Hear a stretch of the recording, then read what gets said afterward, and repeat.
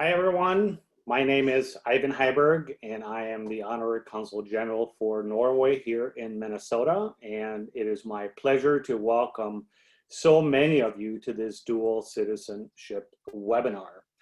And before we start, I just wanted to share a couple of announcements. Number one, for those of you who may not be aware, the Norwegian Consulate here in Minnesota, we have moved, and our new office location is at Norway House on 913 Franklin Avenue here in Minneapolis. So I wanted you to be aware of that. Also, as many of you are aware, after 7 years, Ambassador Consulate Oaths has now left the United States for his new post in Tel Aviv. And his successor arrived in Washington, D.C. about 10 days ago and will be actually the first female ambassador from Norway to the United States. And on that note, I have a little greeting to share with all of you. It gives me great joy to send you a greeting from Washington, D.C. after about 10 days here. I will be presenting my credentials to the President in a few days. Then I can officially take up my duties as Norwegian ambassador to the United States. I look forward to working for even stronger bilateral relations between our two countries. One of the pillars of that work is the Norwegian American community. And I'm hoping to be able to travel to your region in the not too distant future, and we'll stay in touch with Norwegian American institutions and our consuls in the region. We are all living through a strange year, something this webinar is an example of. I wish you all the best for the webinar, and please stay safe and healthy. Heartfelt greetings from Anniken Hjeltnes, appointed ambassador to the United States. So very nice to hear from the incoming Norwegian ambassador to the United States. With that, let's move on to the topic that you are also interested in. I want to tell you that we have received a tremendous amount of interest and questions since Norway approved dual citizenship. And I think the fact that we have well over 380 participants today indicate the importance of this topic.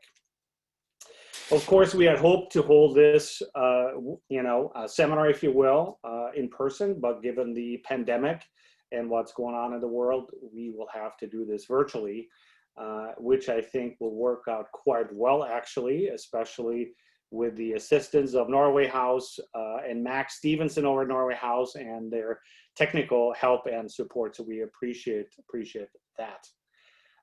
This webinar will be recorded, and we are planning to make it available afterwards on the consulate's website. And with that, I just want to provide a very, very brief overview of the webinar and our agenda today. First, we will have a presentation on Norwegian citizenship and the process for reinstatement. The second presentation will be geared more towards those who are Norwegians or Norwegian citizens, rather, or a different non-US nationality and may be considering becoming a US citizen. Lastly, we will have a Q&A segment following these presentations. And I do encourage questions for all the panelists by using the Q&A function at the bottom of your screen. Hopefully you can find that.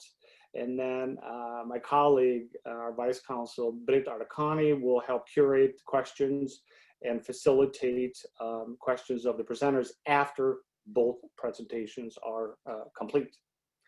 We have scheduled the webinar for an hour, and we certainly want to be good stewards of your time and do our best to address as many of your questions as possible. If we end up running out of time today, we will make sure to create a Q&A or questions and answers page or document that we're also planning to upload to our website so that everyone can view that afterwards as well. So with that, let's jump into the meat of the webinar. And it's my pleasure to introduce Ragnhild Hjeltnes, the consular officer at the consulate here in Minneapolis, who will present on Norwegian citizenship. Ragnhild, the floor is yours. Thanks, Eivind, for the introduction. As you know, Norway has just legalized dual citizenship. The new law took effect on January 1st of this year and makes it legal to have 2 or more citizenships. There are some people saying they can't see it. I hope that you can. All right, so up until now, some groups of people were allowed to be dual citizens, such as children born abroad to a Norwegian parent. And this has not changed, but unlike before, if you apply for and are granted another citizenship, you will not have to give up your previous citizenship.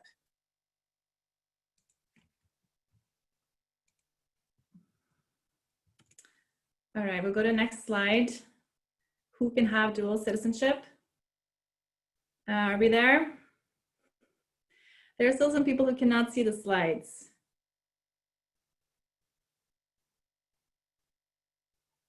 All right, so let's go to the slide that says who can have dual citizenship. I have some help on the side here. Are we there? All right, so people who previously held Norwegian citizenship and lost it when they became citizens of another country can have dual citizenship. So if you were a Norwegian who moved to the US and obtained US citizenship before this new law took effect, and consequently lost your Norwegian citizenship, you can now apply to get it back. This is also known as reinstatement of citizenship. And I hope you can all see the slide. It's called Who Can Have Dual Citizenship? The second group of people are children born abroad to a Norwegian parent. They can have permanent Norwegian citizenship if they can demonstrate a close connection to Norway before they turn 22. But they need to apply for retention of citizenship before that time. And they will have to demonstrate a close connection to Norway. And this rule has not changed. This is as before. The third group is Norwegian citizens who live abroad and are eligible to apply for citizenship in the country where they live. And this part of the webinar will be covered by our friend Elaine a little later on. So that's for Norwegians who want to apply for, in this case, US citizenship. And then the fourth group is foreign citizens who live in Norway and meet the requirements for Norwegian citizenship. And the reason why this is in gray is because we are not really going to cover this much today, as it would not be relevant to people who live in the US. But I will say that this would apply to you if you are a US citizen who moves to Norway and lives there long enough to qualify for citizenship, which is normally 7 years.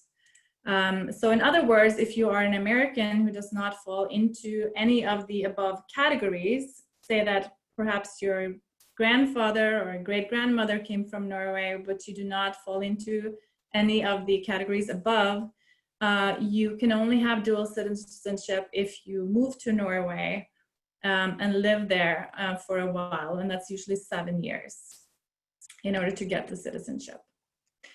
So today I will talk about number 1 and 2, and then I will discuss some ramifications to having dual citizenship before handing it over to Elaine, who will talk about number 3, which is the process of applying for US citizenship.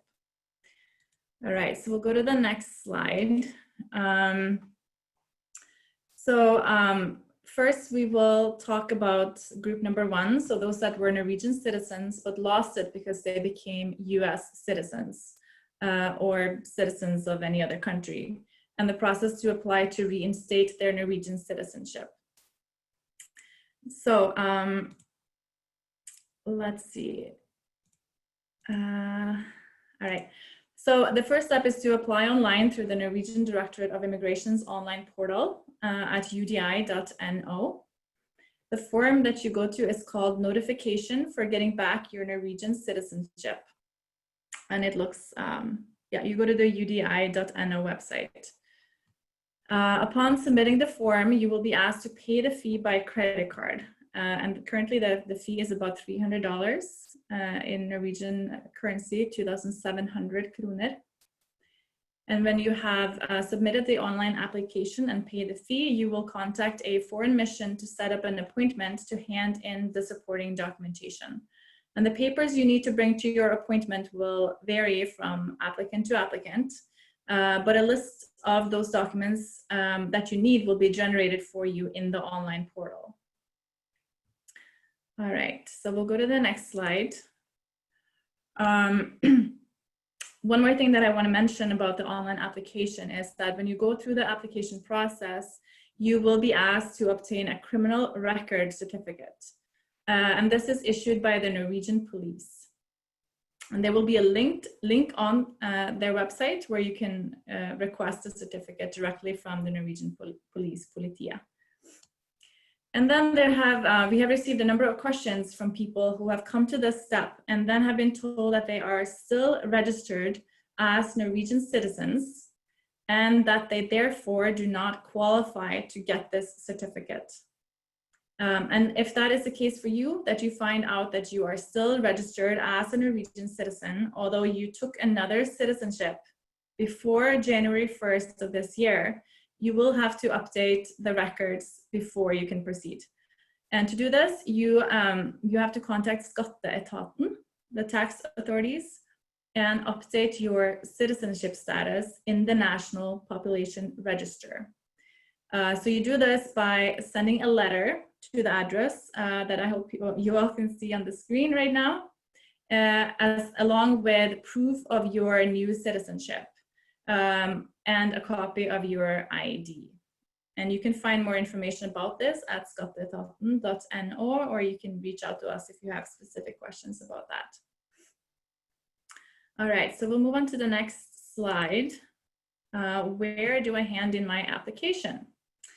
All right, so I know a lot of you have asked about this, and as you can see, so after you have submitted the application, again, via the online portal, you pay the fee, you've requested the criminal record certificate, and gathered all the other necessary documents, you will need to set up an appointment to meet in person. You cannot do this via mail.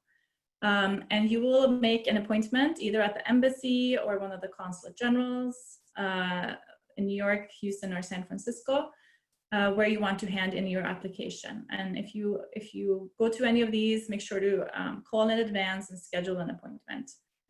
And then, as you can see, we have now gotten a date, or approximate date for when the embassy will come to our office in Minnesota to receive these applications. So the week of May 24th, 2021, they will be here to receive these applications and to take passport applications.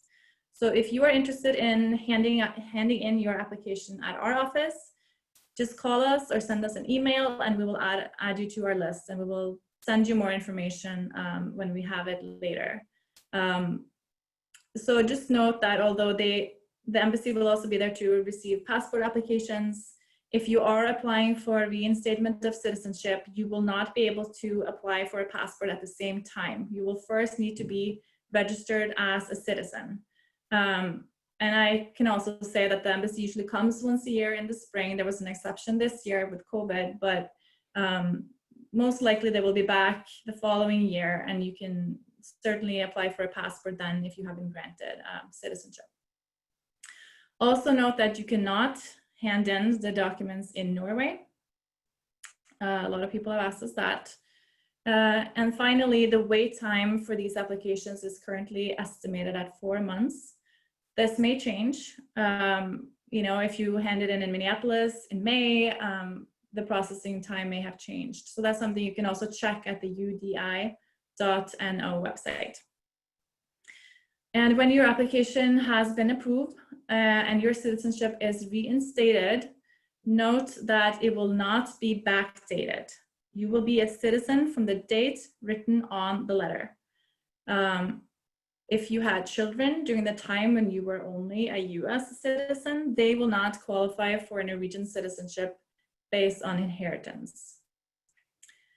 And that will take us to the next slide and the next point, which is retention of citizenship. So that's that group of children that were born into dual citizenship with a Norwegian parent or parents. And again, the rules here have not changed. This group was already allowed dual citizenship prior to the new law. The important thing to know here is that children born in the US who inherit Norwegian citizenship from a parent will lose it at age 22 unless they apply to retain it. In order to apply for retention of citizenship, they will have to prove a strong connection to Norway. Specifically, this means having spent at least 6 months in total in Norway before they turn 22. This can be made up of several shorter visits, as long as it adds up to 6 months when you count the days that you spent in the country. And to apply for retention of citizenship, the process is similar to that of reinstatement in that you fill out an online application at udi.no and meet in person to hand in your supporting documents.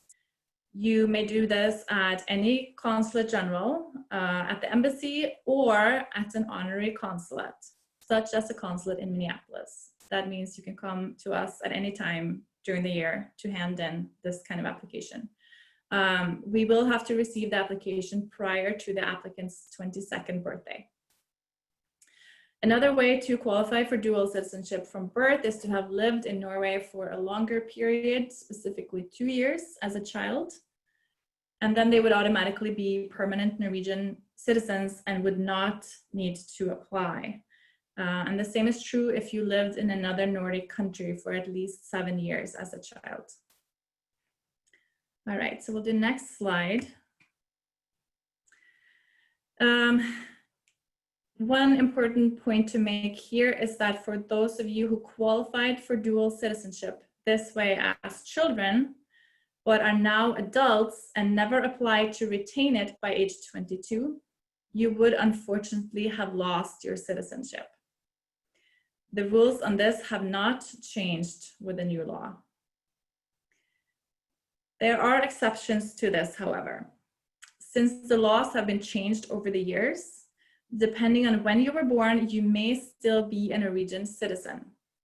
For example, if you were born in 1940 and your father was a Norwegian citizen at the time and you visited Norway frequently as a child, you may still be a citizen today. And in order to find out if this applies to you, you can go to this page on the UDI website. That's on the next slide here. The form is called "Are You a Norwegian Citizen?" And you can see the URL on the web on the page there. But the easiest way to find it is just to go to Google and type in UDI, "Are you a Norwegian citizen?" and it should come right up. So if you go through this brief questionnaire and you find out that you are in fact a Norwegian citizen, contact us and we can help get you registered in the Norwegian Population Registry and get you a personal number, which is what you need to apply for a passport. All right, so that takes us to the end of that part of my presentation. The next part, I will quickly go through some points that you may want to consider or have questions about when it comes to being a dual citizen. So we'll go to the following slide. Implications, rights and duties for Norwegian citizens abroad.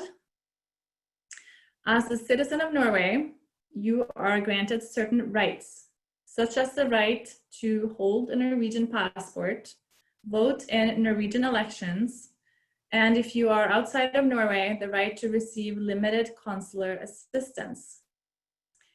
You do not get the right to membership in Folketrygden, the national insurance scheme, or the right to student loans from the Norwegian government, also called Lånekassen. You are also not obliged to serve in the Home Guard. Next slide. What does it mean to have the right to limited consular assistance? As a Norwegian abroad, the government will assist with registering births and deaths, and they can provide assistance in case of emergencies. However, note that if you are in your country of residence, they are limited to what they can do for you, such as evacuations. If you live in the United States, you're a Norwegian citizen, they will not obviously need to evacuate you. And note that the same rules apply here, whether you are a citizen of the US or a permanent resident of the US. All right, next slide, international travel. So as a dual citizen, you may have more than one passport. First, you should remember to always keep your passports valid, as a passport may serve as your proof of legal status in the country that you are in. And as for traveling with two passports, it is recommended that you always carry both with you in your hand luggage. Don't put a passport in your suitcase. When checking in at the airport, you should usually present the passport of the country of destination. I should mention that for layovers, I know some European airports prefer that you present your EU or EEAA passport if you have it at checkpoints. So they may ask for your Norwegian passport even if you are traveling to the United States. So again, I would recommend keeping both passports with you when traveling. And also, if you are traveling to a third country, just remember to check visa requirements for both passports. All right, moving on. Taxes. We have received a lot of questions about taxes, and the short answer is that your citizenship status should not affect how much taxes you pay. In Norway, everyone who owns property or have an income pay taxes regardless of whether or not they are Norwegian citizens. In the US, you should also have the same tax obligations whether you are a citizen or a permanent resident. But for any questions about this, I would have to refer you to irs.gov. All right, last slide. Moving to Norway. If you find yourself wanting to move to Norway, perhaps you are waiting to get your Norwegian citizenship reinstated so you can move home. Perhaps you are waiting to get US citizenship before you go so that it will be easier to move back and forth. Or perhaps you don't qualify for Norwegian citizenship and want to live there for a while to get citizenship. In either case, there are a few things that you may want to consider before making the switch. First, you should know that even if you are a citizen of Norway, you will have to go through a process to get registered as a resident and get membership to Folketrygden, the national insurance. To do that, you will have to book an appointment with a local tax office when you move back and present a housing contract and your Norwegian passport. And a few things to keep in mind here, cost of living. Keep in mind that the cost of living is among the highest in the world, especially if you want to move to Oslo. There have been also some news articles written about Norwegians who have lived abroad, but they want to move home when they retire to enjoy retirement in Norway. You may have seen those. And if you are in that situation, you should know that getting access to senior care is not necessarily automatic and may require you to live there for a while to qualify or to get in. And lastly, family immigration. If you have family that want to move with you to Norway, they may have to go through the immigration system if they are not also citizens. And you can find information about that at udi.no. All right, so that was my presentation. Here's some contact information for the consulate that you can refer to. And with that, I will hand it back to Eivind.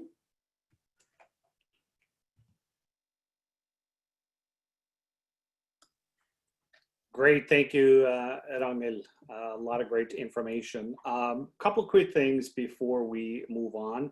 In case you joined us a little bit late, I just want everybody to know that this is being recorded and we're planning to upload the webinar to the consulate's website. In addition, I know there's been a tremendous amount of activity both in the chat function, and we're also getting a lot of questions coming in on the Q&A box. And I noticed that there's a few questions also coming up in the chat box. I would encourage you to make sure you post those in the Q&A a box so that we can easier keep track of them, and because we want to make sure we can answer all your questions. So please, if you could retype or put them in the Q&A box, that would be fantastic. Also, at the end of the webinar, we will put up again the contact information on how you can reach either the panelists or us at the consulate, so we can help you further as well. So again, thank you, Ragnhild. Now let's switch gears a little bit and hear about the process for applying for U.S. citizenship. And it is my pleasure to introduce Elaine Kumpula, who is a partner with Faegre, Drinker, Biddle, and Realth. And Elaine leads the Faegre Drinkers Global Mobility Team and has managed global visa matters for clients, sending employees to 40+ countries on 6 continents. Elaine works with individual clients on family-based immigration matters, citizenship applications, abandonment of permanent residence, and renunciation of citizenship. And Elaine also has the privilege to serve as the honorary consul for Finland, for Minnesota, and South Dakota. So welcome, Elaine, and I will turn it over to you. Thank you very much, Eivind. It's really a pleasure, and I really appreciate having the opportunity to talk about U.S. citizenship today, although you and I both have Nordic countries in our hearts. And I love your pin. I'm wearing one as well, the same one, except mine has Finland on it instead of Norway. So anyway, thank you everybody for coming. I am going to also, let's see how well it goes, share my screen so that we can talk about citizenship. And this is not the screen that I wanted. So let's see if I can get this going. And I think, Max, I'm going to need to have you. This is not sharing the screen it should be sharing. Thank you very much. Let's go with it. Okay. We can move right on to the next slide. Today I'm going to be talking about naturalization. And so if you are interested in becoming a naturalized US citizen, and there can be many reasons, of course, for doing that. Estate planning is one big one, but also people feel an affinity to the United States, or they want to vote in the next election. So what do you need to do to be able to qualify to apply for naturalization? So we'll start with that, which are the naturalization requirements. So first, the individual needs to be at least 18 years of age in order to apply for citizenship. In addition, you need to have 5 years of continuous residence after admission as a lawful permanent resident for a period of at least 5 years. So you have to have been a permanent resident for at least 5 years. This is most people. I'll talk a little bit about the exception in just a minute. But most people have to have permanent residency for at least 5 years. Now, there's this other little line in here that talks about continuous residence after becoming a permanent resident. And that means something slightly different. What that means is that continuous residence is that you can be absent from the country for different periods of time. People go on vacation, they go to another area for a few months, different things can happen. But if during that 5 years, somebody is outside of the United States for a continuous period of at least 6 months, they will have presumptively broken their continuous residence for citizenship purposes.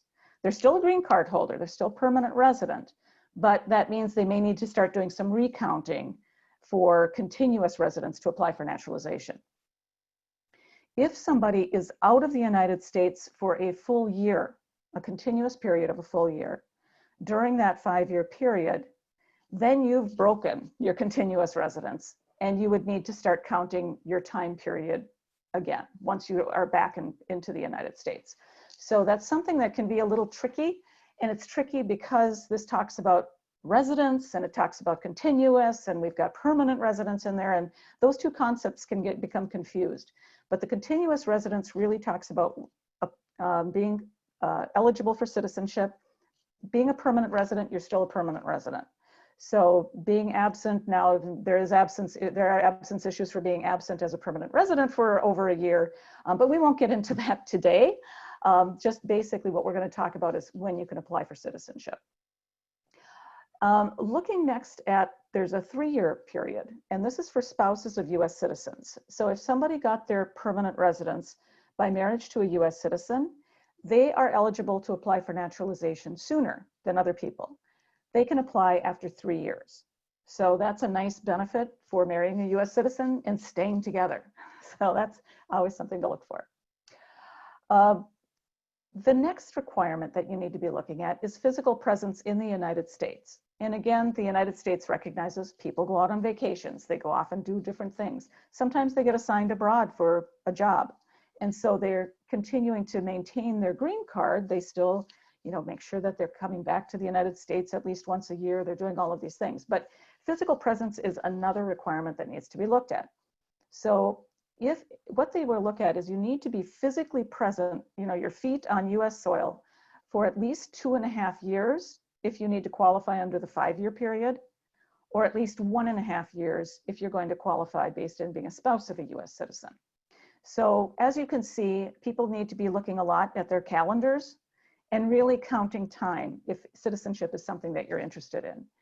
Some people decide they want to do that right from the start, and they will start counting their days the day they get their green card. But a lot of other people really don't know, and for good reason. For example, if you're Norwegian and you're not, and this was before January of 2020, you may not have been that interested in getting US citizenship because you wanted to maintain your Norwegian citizenship. So just want to be looking at these things. The next thing that's important is you need to be resident in the district or the state in which you're applying for naturalization for the last 3 months. That's usually not too difficult, but people who move a lot sometimes need to take that into account. And then you also need to show that you are a good moral character. Now, how do you show that?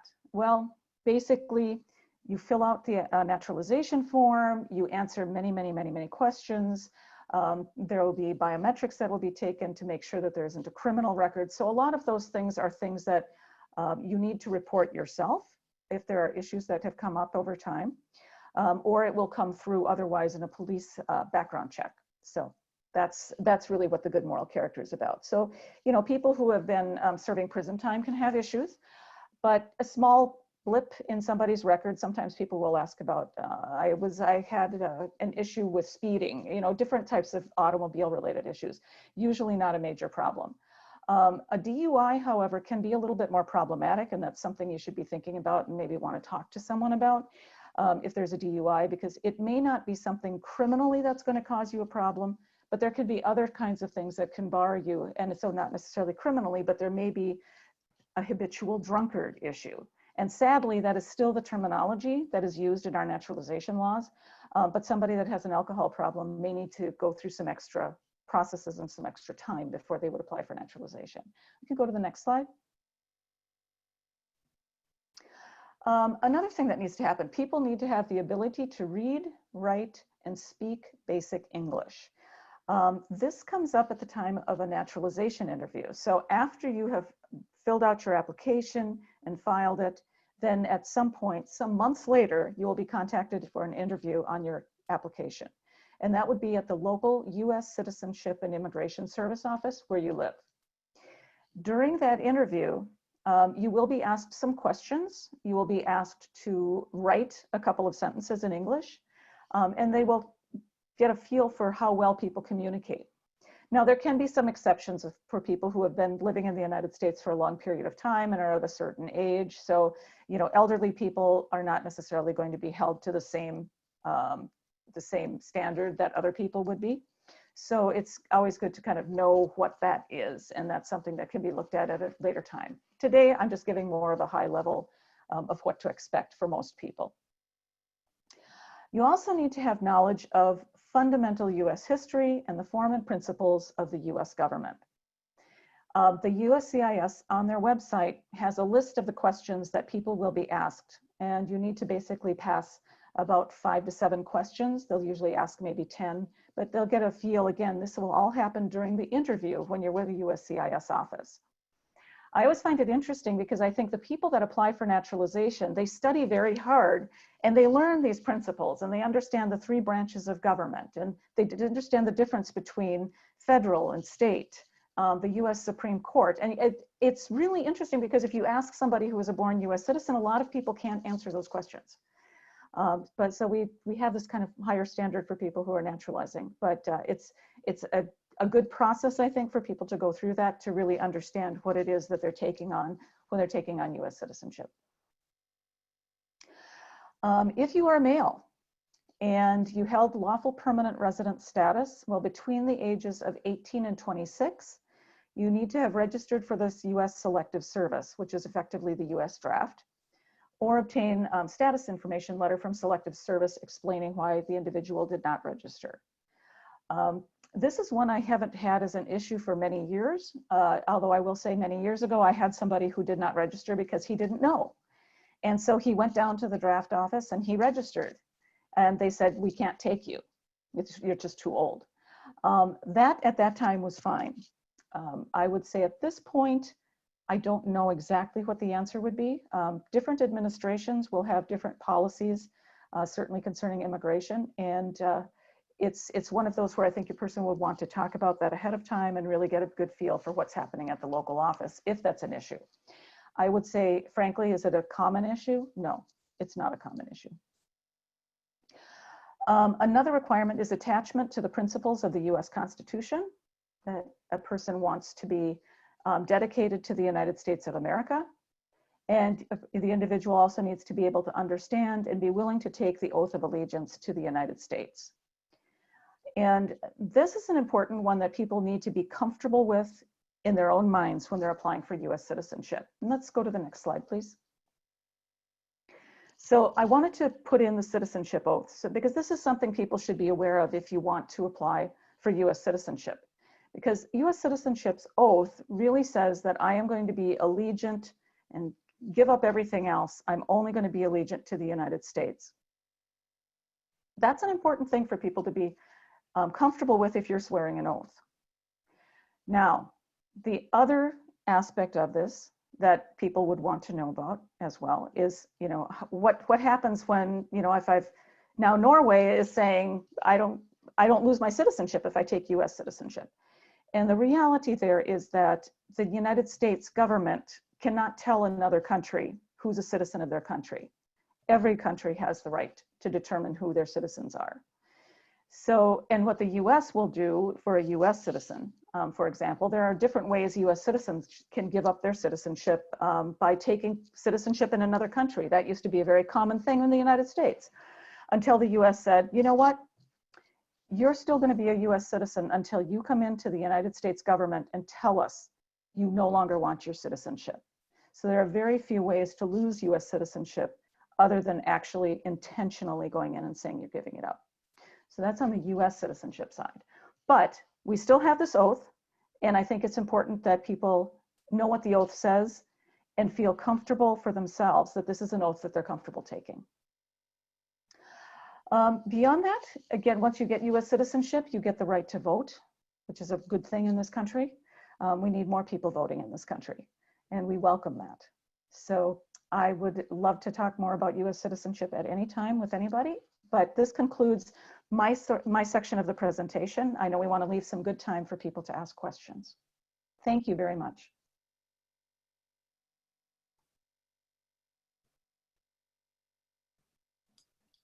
Wonderful. Thank you, Elaine. That was very informative and very, very helpful.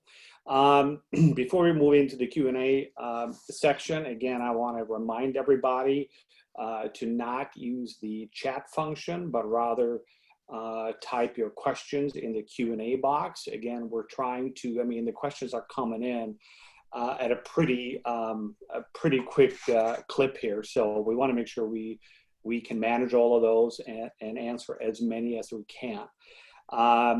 Given the time, I can already tell there is no way we're going to be able to answer all these questions.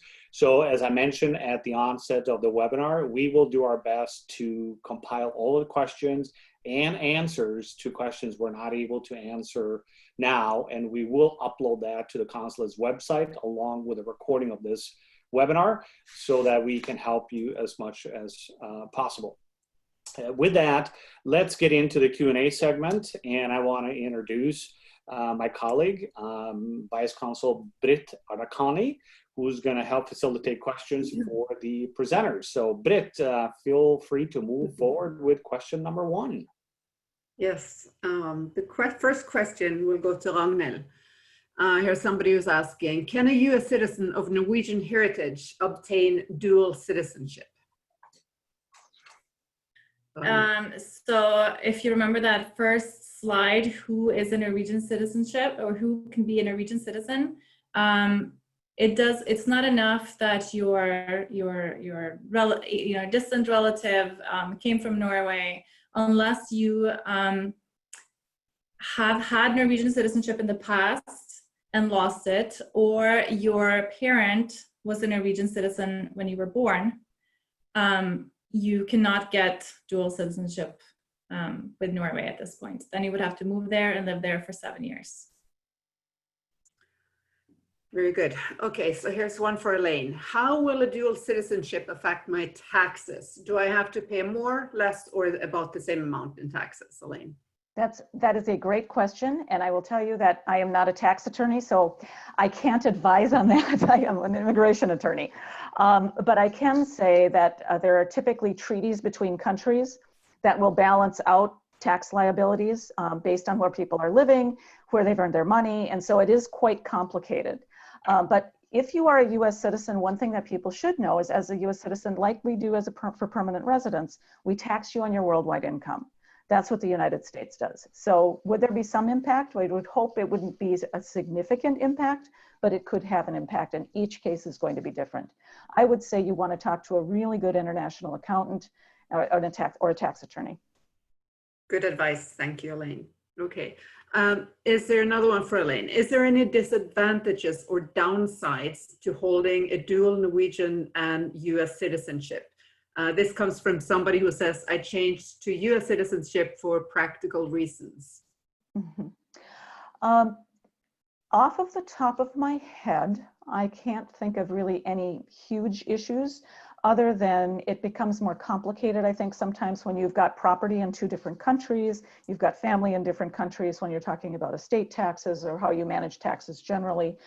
So there are things that do complicate people's lives that I think they learn to live with, or they make a decision later to give up one citizenship or the other.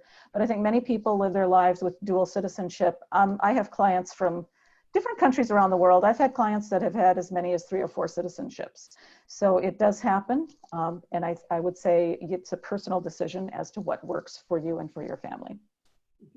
Thank you. Another question for Ragnhild. Can my husband get Norwegian citizenship? I am still Norwegian, a Norwegian citizen. Yes, but you would have to live in Norway. Is the answer to that. So if you and your husband decide to move to Norway together, the requirement would be, and I can't say this with 100% certainty, the requirement is that you have to have lived in Norway or be married for 7 years in total. And I think within the last 5 years, 3 of them you would have to have lived in Norway. I'm not 100% certain on the specifics there, but I know if you've been married for a long time to a Norwegian citizen and then you move to Norway and you live there for 3 years, I know you qualify. And if you want to double check my numbers, all that information is at udi.no. Another one for Ragnhild. I was sworn in as a US citizen in 2017 with my Norwegian passport expiring in 2021. Am I now automatically a dual citizen with my right to renew my Norwegian passport prior to expiration? So if you took US citizenship in 2017, is that what you said? Yes. Then you lost your Norwegian citizenship. So even if the validity of your passport, supposedly, it has not expired yet, you lost your right to hold a passport when you took US citizenship. So your passport is no longer valid, and you would have to reinstate your Norwegian citizenship and then apply for a new passport. So he would have to formally give up his Norwegian citizenship by sending a note to the tax authorities? Yes, if you didn't notify the Norwegian government that you took another citizenship, so it hasn't been updated in the record, yes, you have to go through that process of updating the citizenship status in the Norwegian registry before you then apply to reinstate your Norwegian citizenship. Thank you. Okay, another one for Ragnhild. For children that for children that qualify to retain their citizenship, can they fill out their application for this and passport application at the same time? So I'm trying to understand the question. So the children I want think to apply for. Biddle and passport application. If the children, you can come to our office and do both if the children are below 12 years of age. We in Minneapolis, we can only take passport applications for children unless we have someone from the embassy visiting. So if they're above the age of 12, they need a biometric passport, you can do that at our office when staff from the embassy is visiting. But you should then apply for Biddle, so retention of citizenship, before that time, so that we have that in order. Okay, here's somebody, and this is something that many people ask about. I would like to apply for dual citizenship to Norway. My father and mother came from Norway and applied for US citizenship many years ago. My sister and I were born here. Can we apply for Norwegian citizenship? Yeah, so if your parent was a Norwegian citizen when you were born? No. They were not. Okay. So if your parents were not Norwegian citizens when you were born, then you cannot apply for Norwegian citizen yourself. Your parents would have had to be, at least one of them would have had to be a Norwegian citizen. Another one, let's see, about retaining citizenship or applying for Biddle. What evidence do I need to present to show that my daughters have spent 6 months total in Norway? Do I need to present the stamps from the expired passports, for example? No, when you fill out the application online at udi.no, they will just ask you for the dates when you were in Norway, and you just provide the dates, and they do not ask for any evidence on that. You just have to provide the dates that you were in Norway, and you can find those dates in your passports. This is a very good question for Ragnhild. During these COVID times, is it possible to do a virtual meeting at the consulate rather than in person? I guess that depends on what you need to see us for, but give us a call and we can talk about that. But we can work with you if you want to stay in your car and need something. We can certainly meet you in your car and take your papers inside, and we can work with you to make sure you feel safe. My dad was a Norwegian. I was born in the US. I am 51. Can I apply for dual citizenship? My dad was a Norwegian, you said? Yes, but I was born in the US. Yeah, so if he was a Norwegian when you were born, I would recommend that you go to that form that I mentioned, Are You a Norwegian Citizen? Because the rules have changed so many times over the years. So go to that form, Google UDI, Are You a Norwegian Citizen? And answer those questions. And if you get yes, you are still a Norwegian citizen, then reach out to us and we can help you get your personal number.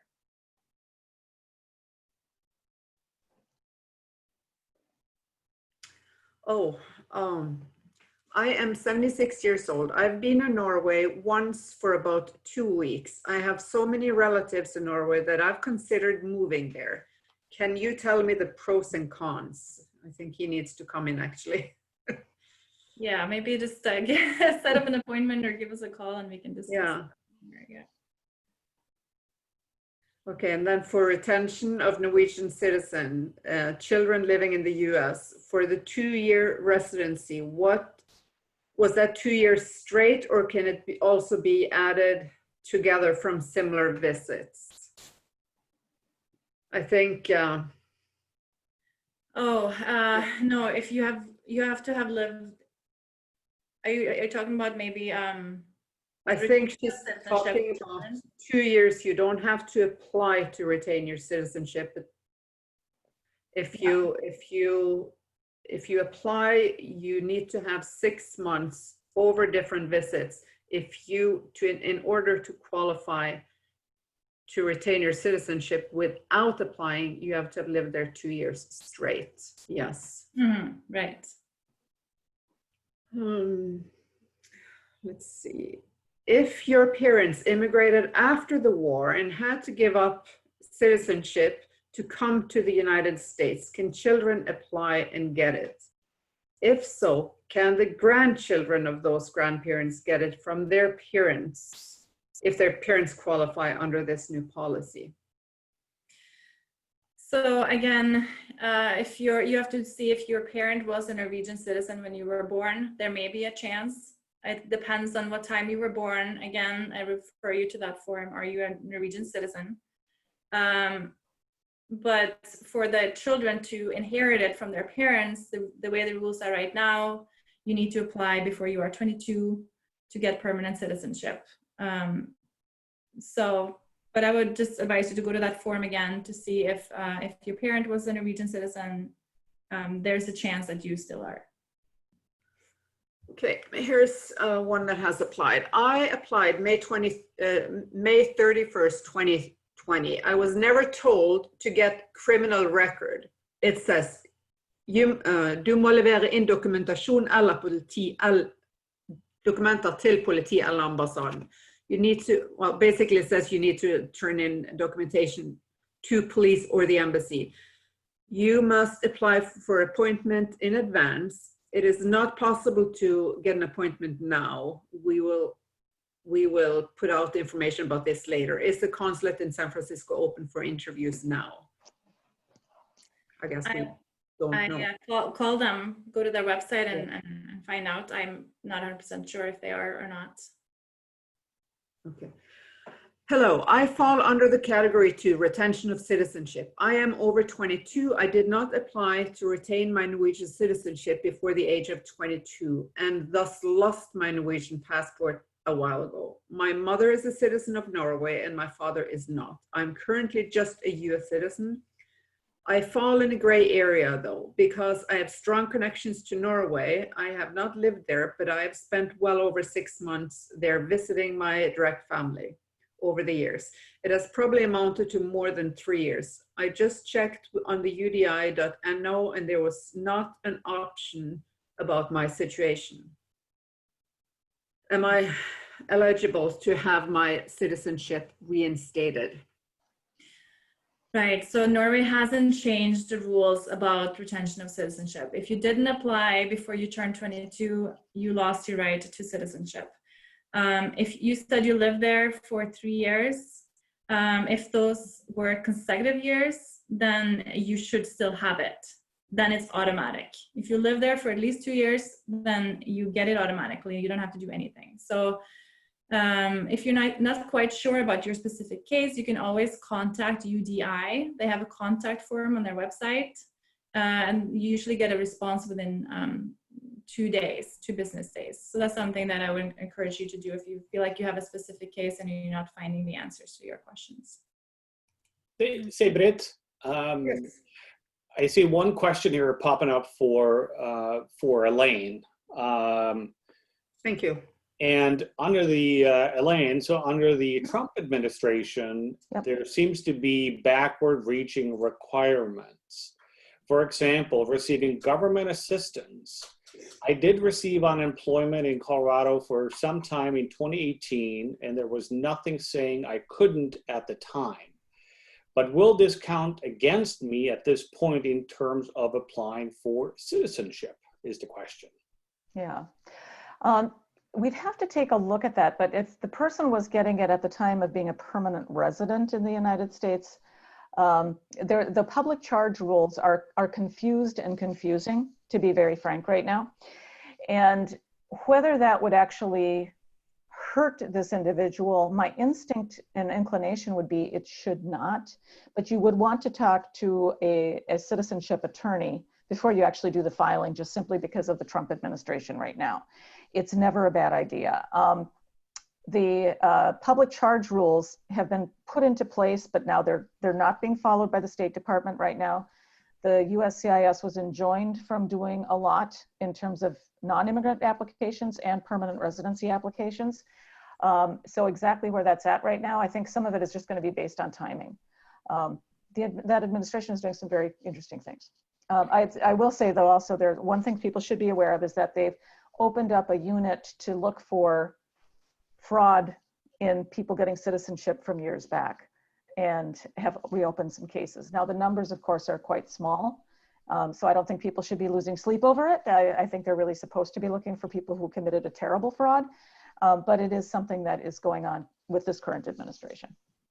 Okay, thank you. Hey, but we're coming up on 1 o'clock here, so why don't we take 2 more questions before we wrap this up? I have one more for Elaine right now. Does one lose Social Security benefits if one moves to Norway and is a permanent resident of the US as a senior? Wow, that's a great question. I don't know the answer to that one if you're a permanent resident, because you would have earned those Social Security benefits, but then you've moved. If they've been vested, there should be some way that a person could still potentially get them. But I'm not a Social Security expert. And so I would say, you know, you'd want to talk to the Social Security Administration or somebody who actually does Social Security work, because they would be able to run the assessment for you to let you know if you can still continue to receive it or not. Mm-hmm. And Ragnhild, in order to correct the Folkeregister, does it have to be sent by mail or can it be sent by email? It has to be sent by mail. We usually advise people to get a certified copy, a notarized copy of any originals. If you send a copy of your passport, that would be a good idea. That's also something we can help with. If you want to come to our office, we can stamp it with a stamp and send it off for you. But yeah, you send it in the mail to that address that I provided on the screen. Very good. It is 1 o'clock on the dot, and I can't believe how fast this hour went. There's been tremendous engagement. I'm counting about 90, almost 100 questions, and that's not even counting those that have come up through the chat function. So tremendous engagement, and I want to thank everybody for registering and participating.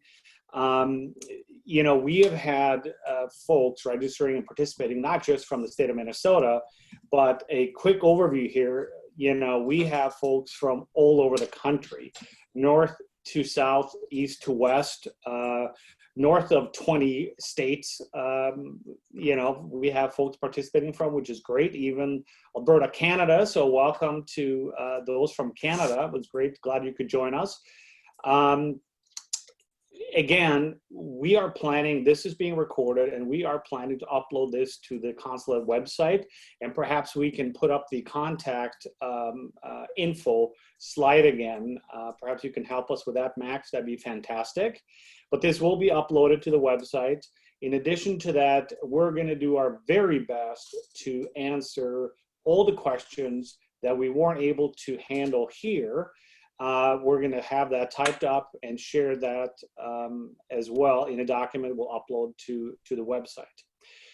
One other thing that I want to mention, since we have so many individuals from all over the country, frankly, participating here, I would encourage you to go to norway.no and then click on United States so you can find the consulates and the embassy website information in your particular state.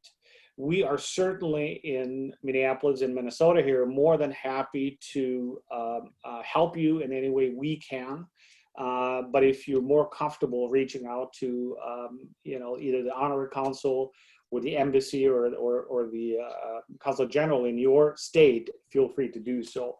But that's how you do that. It's norway.no, United States, and then from there you can find the embassy or the consulate information. So if not, we'll certainly be happy to help you with that. And as you can see, the slide is up with our contact information at the Norwegian Consulate, phone number, website, and email address. And we also have Elaine's contact information. And I want to thank, again, Ragnhild, Elaine for the presentations, Britt for helping to curate a massive amount of questions and managing those. Appreciate that a great deal. And also thank you to Max and Norway House for all the technical assistance and support for this webinar. It's certainly not an easy task with nearly 400 of us connected at the same time. So with that, thank you again to all of you for participating. Reach out to us if we can help. And with that, I wish you all a wonderful afternoon. Stay safe, stay healthy, and thank you again.